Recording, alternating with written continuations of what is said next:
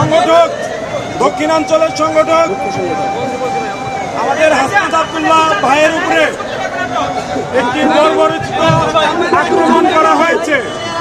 আমরা দেখেছি ইতিপূর্বে আমাদের যারা জুলাইয়ের সহযোদ্ধারা ছিলেন, এই অন্তর্বর্তীকালীন সরকার তাদের ব্যর্থ হয়েছে।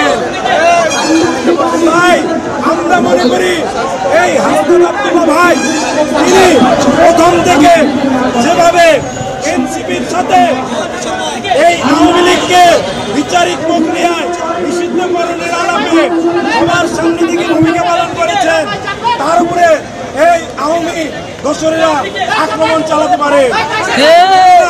আমরা বিগত সময়ে খেয়াল করেছি আমাদের সারা দেশে যারা জুলাই অভ্যুত্থানের সহযোদ্ধারা ছিলেন তাদের উপরে বিভিন্ন সময়ে আক্রমণ করা হয়েছে।